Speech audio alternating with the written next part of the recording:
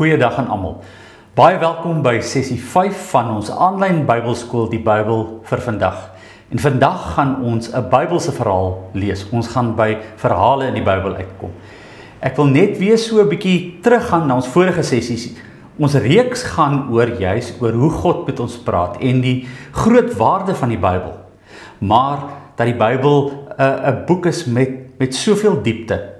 Dit is deur soveel verskillende skrywers geskryf uit so 'n verskeidenheid van kontekste en so lank tydstuur, maar wat ons daarin moet sien is dat dit verskillende tipes literatuur bevat wat elkeen op sy eie unieke manier met ons praat. En in die res van die Bybelskool gaan ons na daardie tipes literatuur kyk en elkeen in sy eie unieke reg waardeer. En julle sal sien, dit maak so 'n groot verskil in ons Bybelstudies en wanneer ons die Bybel lees, is asof jy skielik 'n dieper betekenis van die teks kry.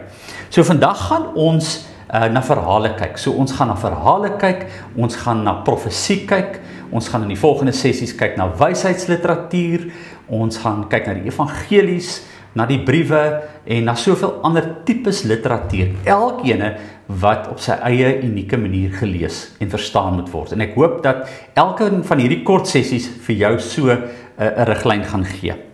So vandag lees ons die Bybelverhaal van Josef, wat ons in Genesis 37 tot 50 kry. So julle moet nou maar self oordeel oor hoe julle dit ook nou gaan doen.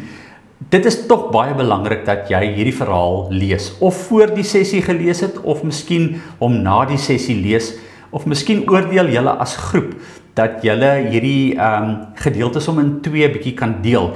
Oordeel hoe julle dit as groep die beste kan gebruik, maar dit is baie belangrik, as ek sê noukeurig lees, 'n verhaal moet 'n mens gefokus lees, want daar is klein woordjies in wat geweldige betekenis dra. So mens moet dit nie mis nie, mens moet elke liewe vers lees. So onthou om dit te doen. Die grootste gedeelte van die Ou Testament, of 'n groot gedeelte althans, bestaan uit verhale. En ek wil net so kort inleiding doen. Wat ek nou oor verhale vir julle gaan sê, is nie vir julle onbekend nie. Julle ken dit en 'n mens verwag dit van enige verhaal wat jy lees en ook enige rolprent wat jy kyk. Die probleem is dat wanneer ons in die Bybel blaai en ons kom by verhale, dan dink ons nie dat verhale in die Bybel ook op hierdie selfde manier gelees moet word nie. So, ons gaan kortliks net na 'n paar baie belangrike beginsels van verhale kyk wat jy in ag moet neem. En dit gaan maklik wees. Die eerste een is, jy moet kennis neem, daar's 'n skrywer wat 'n storie agter 'n storie vertel. So hy vertel die storie omdat hy deur die storie iets anders as die storie of die inhoud van die storie wil kommunikeer. Elke liewe verhaal wat jy lees in die Bybel, moet jy weet, die persoon wat daar skryf, het nie gedink om vir jou historiese gebeure te skryf en dat dit hulle doel was nie, of om maar net 'n verhaal te vertel nie, maar om 'n dieper dimensie van die lewe van God en die mens met mekaar oop te kan breek. So, hier is die ding, verhale se betekenis is implisiet. En dit verskil baie van iemand soos Paulus, wat eksplisiet vir jou iets sê. Hy sê vir jou iets en jy moet daaroor dink. Verhale is implisiet. Dit staan nie in die woorde nie. Jy moet die betekenis en die waarheid aflei, soos wat jy toelaat dat die verhaal deel raak van jou. So dis die eerste belangrike ding. En ons gaan dan by die vraag uitkom, wat wil die skrywer van die Josef verhaal implisiet aan ons kommunikeer? Ons gaan nou daarby uitkom. Die tweede baie belangrike ding is, wat ek nou amper genoem het, soortgelyk, is dat die waarheid in die verhaal nie saamloop met die historiese gebeure wat die verhaal probeer beskryf nie. Weereens, die skrywer wil nie vir ons geskiedenis beskryf nie. Jesus het ons lees dat wanneer Jesus mense leer, hy hulle altyd in gelykenisse geleer het. En sy gelykenisse was nie dat ons gesê dit is werklike historiese gebeure nie. Dit is so tussen feit en fiksie. Ons weet nie regtig hoe waar alles was nie en watter tipe stories hy vertel nie. Maar ons weet wel dat die vertel van die stories iets aan ons wil doen. En daarom gelykenisse het nie net een betekenis nie. Gelykenisse het verskillende betekenisse. En dit kan 'n magdom van 'n goed beteken. En dieselfde ook, ons kan dieselfde verhaal lees, maar mense met hulle deelneem daaraan verstaan dit verskillend. En as julle nou mooi die verhale gaan lees, gaan julle dit optel. Wat kry ons in 'n verhale? So dit is die ding wat as ek 'n storie vertel, ek is verskriklik lief om 'n ding te oordryf, maar net om die punt te maak is so 'n wonderlike storie. So julle gaan sien verhale het oordrywing, hulle oordryf goed. Verhale het herhaling. Verhale het ander kreatiewe maniere hoe hulle die verhaal vertel, en die doel daarvan is om jou in die verhaal in te trek. So ek wil hê dat wanneer jy die Josef verhaal lees, jy mooi moet kyk watter goedjies in die verhaal dit aan jou doen. Waar is die herhaling? Waar is die oordrywing? En wat wil die skrywer daarmee sê? So baie belangrik, dit gaan nie oor logiese akkuraatheid nie, dit gaan oor, dit wil 'n effek op jou hê, dit wil 'n effek op jou maak.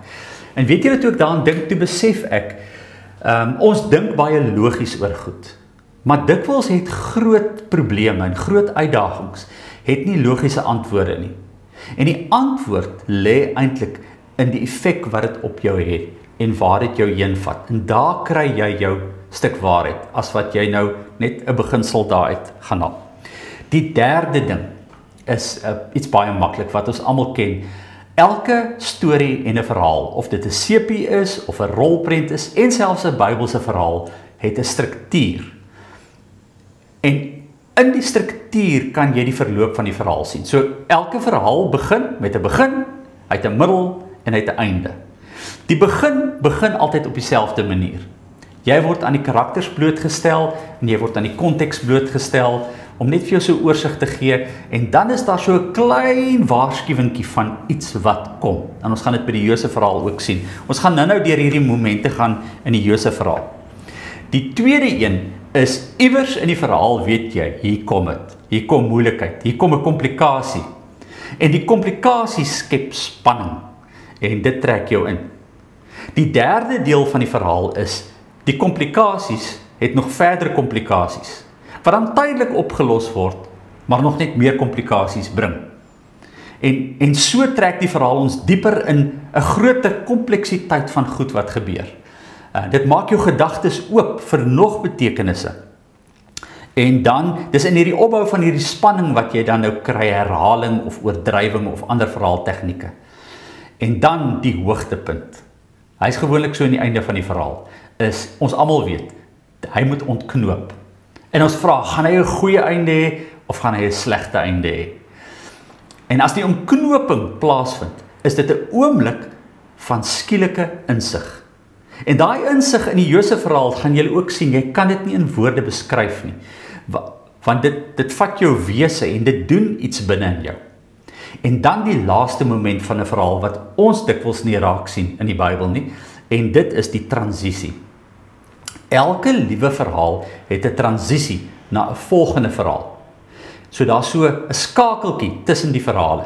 En die maklikste om dit vir julle te verduidelik, is dit werk soos 'n spiraal.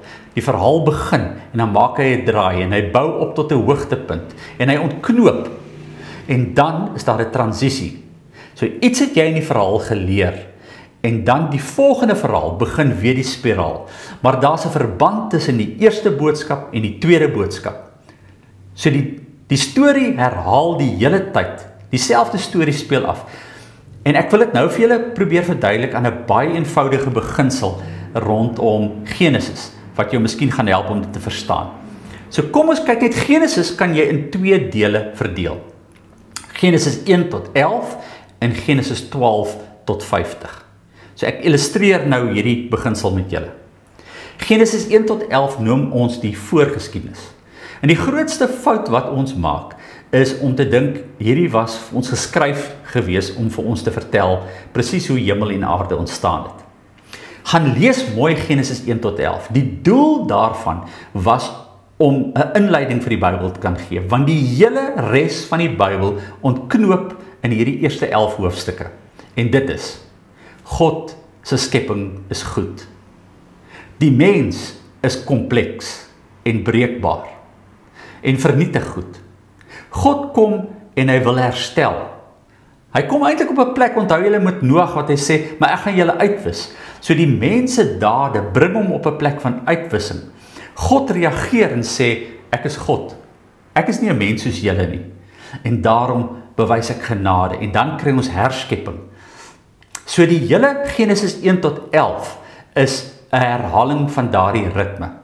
Van goeie skepping, komplikasie, mense wat wil vernietig, God wat kom verlos, en dan 'n transisie na volgende verhaal. En die transisie is dan, die mens jag weer nonsens aan. En dan begin God weer van vooraf. Die mooi van Genesis is, dat Genesis 12 tot 50, dan op hierdie presies selfde ritme volg van Genesis 1 tot 11, maar deur 3 familiegeskiedenisverhale te vertel. So dit gee vir jou die tema van Genesis 1 tot 11, God se goeie skepping, mense kompleksiteit, verlossing, maar dit vertel dit aan die hand van werklike menslike lewenservarings met boerdery, ekonomie, politiek, kinders en die hele kaboedel. So ons kry dit in die verhaal van Abraham, Isak en Jakob. En hier's miskien 'n baie interessante ding wat julle nie geweet het nie. Ons praat van die Toledot formule. Dis 'n formule wat jy dwars deur Genesis 12 tot 50 kry. Dis sulke merkers in die teks wat vir jou sê, ons is nou van een siklus tot by 'n volgende siklus. So die volgende siklus gaan weer herhaal. En die Toledot formule is, hier volg die familiegeskiedenis van. Presies daardie woorde gaan julle 'n hele paar keer in Genesis 12 tot 50 kry. En dan weet jy, okay, hier gaan ons weer. Ons is nou op 'n volgende vlak. So, kom by die boodskap van die verhaal uit. Ons gaan nou na die verhaal luister. Op 'n eenvoudige manier gaan ek 4 stappe met julle deurgaan. En die maklike, as jy dit in 'n groep kyk, of dit alleen doen, is om by elke van die 4 skyfies wat ek vir jou gaan wys, miskien net eers die stopknoppie te druk, vir 'n oomblik in die groep, en dan bietjie na daai teksgedeelte te kyk, en 'n bietjie met mekaar te gesels oor daardie fase van die teks. So julle kan dit maar indruk soos julle wil, maar dit gaan miskien die beste manier wees. So kom ons begin met die eerste ene. So ek wil vra dat julle die Bybels oopmaak vir ons, en ons gaan saam lees van Genesis 37, want dit is waar ons verhaal begin. Ek gaan dit nou regtig op 'n eenvoudige manier vir julle probeer doen, maar op 'n manier waarop die verhaal so 'n bietjie van 'n effek op jou gaan kry. So julle kan nou maar die skyfies volg daardeur. Ons gaan begin met Genesis 37 vers 1 tot 11, en dit is Josef se droom. En ek wil tog net die eerste paar verse lees, net dat julle iets beleef van hoe 'n teks in 'n verhaal praat. Genesis 37. Jakob het in Kanaan gebly, die land waar sy voorvaders ook as vreemdelinge gebly het. Okay, nou moet jy dink vreemdelinge. En nou die Toledot formule. Hier volg die familiegeskiedenis van Jakob. Dis die merker. Sê ons begin nou 'n nuwe verhaal. Josef was nog jonk, 17, toe hy kleinvee opgepas het saam met sy broers, die seuns van Bilha en Silpa, sy pa se vrouens. Josef het slegte stories oor sy broers by hulle pa aangedra. Okay, so ons aan die karakters blootgestel, en dan moet jy sulke tekste soos hierdie oplet. En dan moet jy ook binne die teks lees. Vers 3, van al sy seuns was Israel die liefste vir Josef. Okay, nou kom jy agter, maar dis mos nie reg nie. So dis wat 'n verhaal wil doen. 'n Verhaal wil hierdie tipe van goedjies doen, bewuslik, om 'n effek op jou te kan kry. En dan lees ons, hy het toe vir Josef mooi klere gemaak. En dan lees ons verder, die broers het niks goed van hom vertel nie. En dan lees ons van Josef se droom, en dan Genesis 37 vers 11, sy broers was afgunstig op hom, en sy pa het aan die droom wat Josef vertel het, bly dink. Is dit nie 'n mooi inleiding? Miskien wil julle as 'n groep net vinnig eers oor hierdie eerste gedeelte met mekaar praat.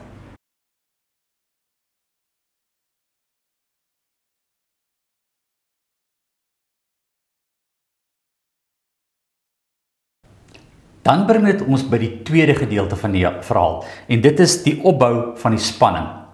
En dit kry ons veral in die hoofstukke van Genesis 37 tot Genesis 42.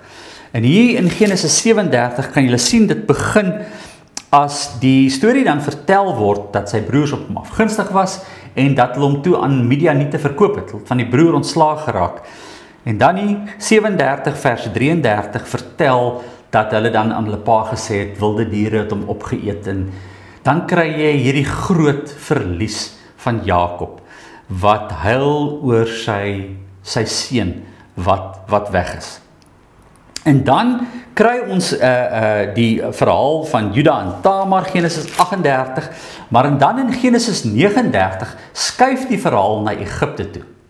Maar terwyl dit na Egipte toe skuif, raak ons bewus van 'n klomp dinge wat jy in die verhaal moet weet, waarvan die eerste ene is, so die prentjie wat jy tot nou toe van Josef het, is Josef is 'n arrogante jong seun.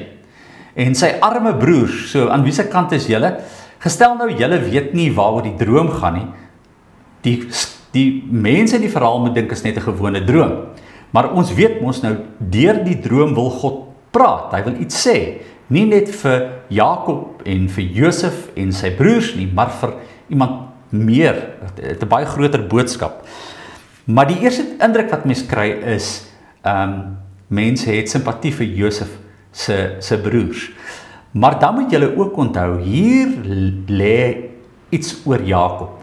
Onthou, like father, like son. Jakob se naam het beteken hakskeen-gryper. En Jakob was 'n klein Josef gewees.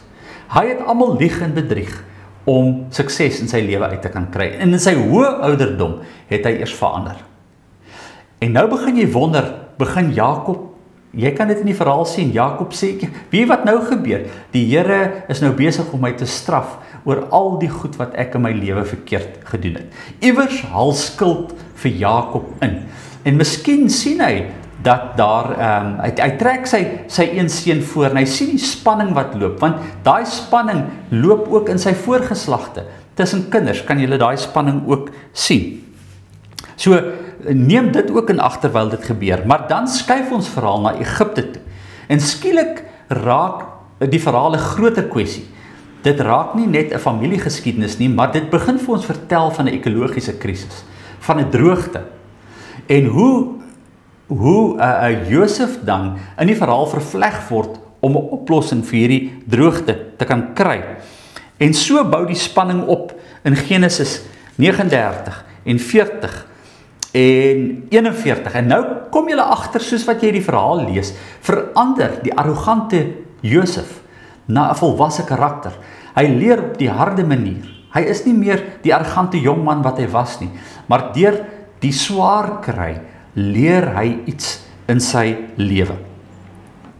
Goed, dit is nog belangrik dat julle miskien met mekaar in die groep gesels, watter ander interessante goed julle in hierdie opbou van die spanning ook kry. Want ek gaan nou vinnig deur hierdie verhaal, en dan kom ons by Genesis 42, waar sy broers dan besluit om koring in Egipte te kan gekoop, want hulle het kos nodig.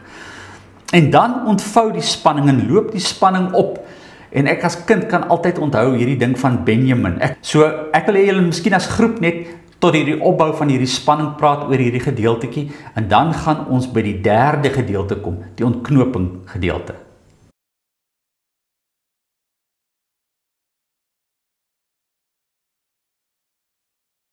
So kom ons kom by die derde gedeelte uit, dis die ontknoping. Dit is van Genesis 45 af.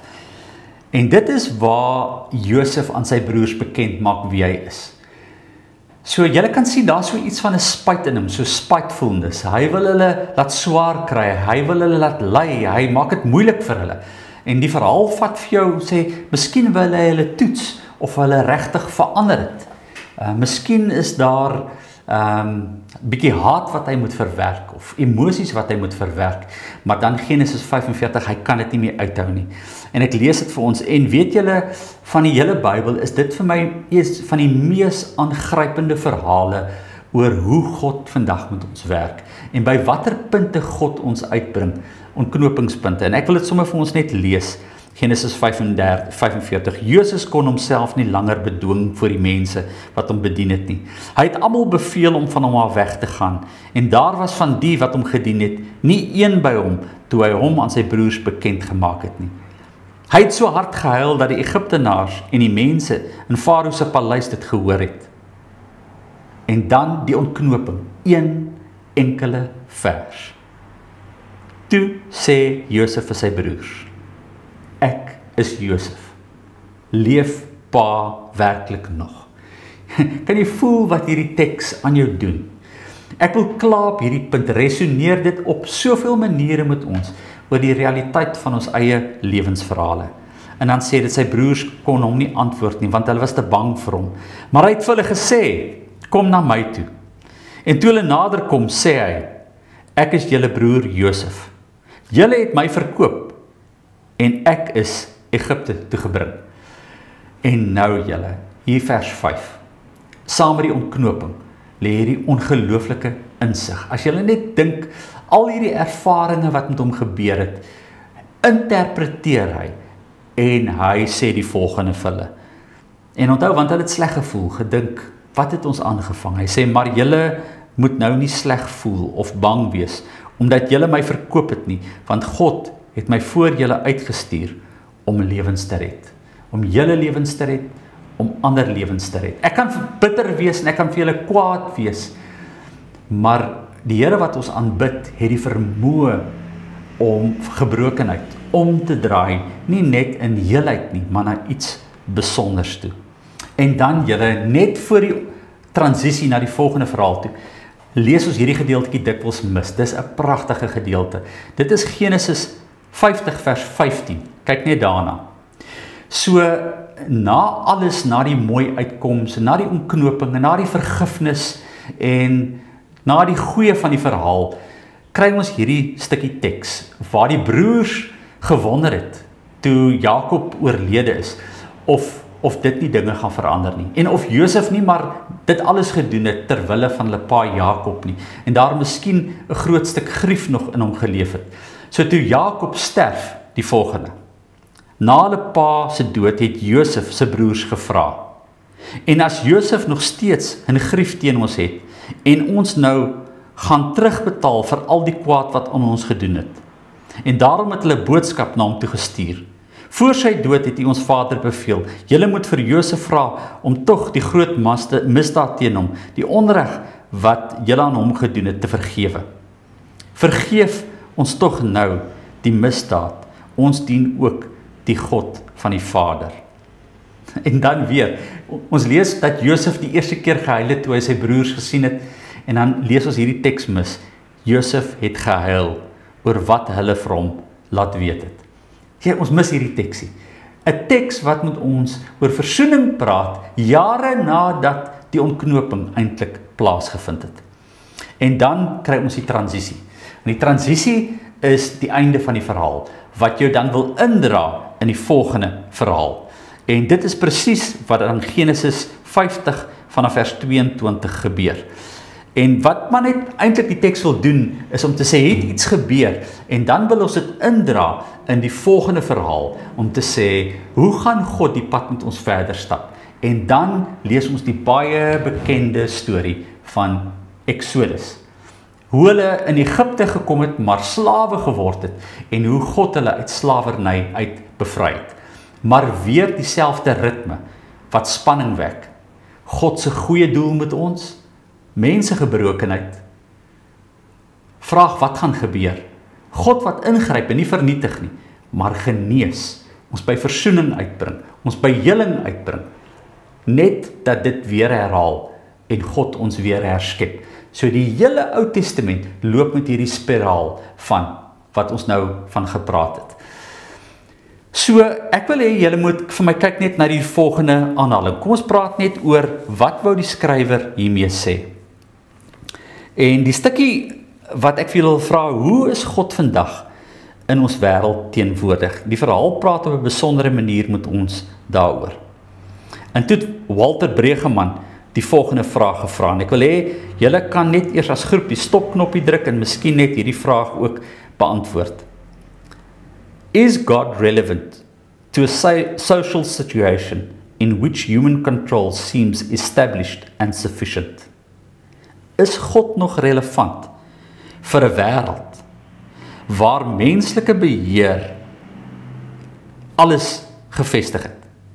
Ek praat van kunsmatige intelligensie, waar ons middele het, waar ons wonderlike innovasie het. Is God nog nodig in so 'n wêreld? En wat sal julle antwoord? Ja, want ons verlossing hang van iets groter as ons innovasie af. Heeltyd in ons verhale speel die verhaal van God af. So ek wil dat julle in die verhaal kyk en vir mekaar vra, wat is die goed wat vir julle in die verhaal uitgestaan het? Ek het net so 'n 3 dinge wat vir my van groot waarde is. Die eerste een is, die verhaal praat met ons oor vertroue in God. Dit is vir ons verskriklik moeilik om insig te kan kry in ons hede en in die chaos van waar ons is, wat God besig is om met ons te doen. Maar as 'n stuk vertroue dat God in die chaos met ons 'n pad loop en dat in hierdie chaos dit nie net altyd gaan oor ons suksesse nie. Daai mooi verhaal of die mooi stukkie in Romeine 3. Paulus lê klem daarop dat ons nie deur ons eie dade regverdig word nie, maar deur God en op grond van sy genade.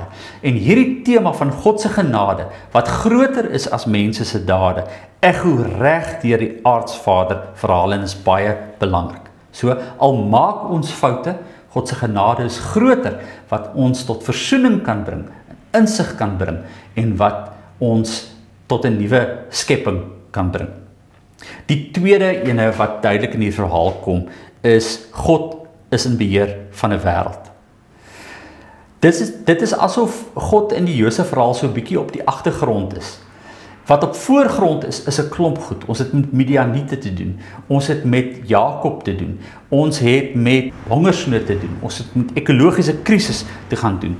En deur al hierdie gebeure, wat eintlik baie natuurlike gebeure in die wêreld insluit, is God besig om op 'n diep liggende manier met ons te werk. En dan die derde ding wat net vir my uitgestaan het, is weer God in ons gesinne en families. Die verhaal is mooi, want dit vertel van ons die verhale van ons gesinne en families. Van risies, van omstandighede wat verwydering tussen ons gebring het. Van foute, van spyt, van skuld wat ons inhaal, en dink ons boet nou vir die sondes van ons voorvaders, of ek is verantwoordelik vir die uitdagings waar my kinders in kan leef. Dit vertel vir ons die mooi verhaal, hoe God deur ons families en deur liefde en deur vergifnis nie net vir ons 'n nuwe skepping bring nie, maar letterlik 'n herskepping bring ook vir 'n klomp ander mense. Ek wil hê dat ons net maar met 'n gebed moet afsluit. Kom ons bid saam. Here, dankie dat ons eie verhale in hierdie verhaal kan lees en dat ons wêreld en gesinne en families hierin echo. Dat die vreemdelinge wat ons oor ons pad kom hiermee echo. Here, dit is vir ons verskriklik moeilik om sin te maak van die dinge wat met ons in 'n wêreld gebeur en die chaos waarin ons lewens beland. Dankie Here vir die wyse waarop U ons deurgrond. Waarop U in ons gedagtes werk, in ons drome werk, ons vorm, onverwags. Ons kom verander en kom nuut maak, hoe U mense daarbey betrek, hoe U ons uitbring, nie altyd net by sukses nie, maar by plekke van intense vrede, en die wete dat ons lewe waarde het, en dat ons lewens iets beteken. Dankie Here dat ons hierdie insigte in verhale kan vind, soos op geen ander plek nie. En dat hierdie verhale met ons verhale resoneer. Amen.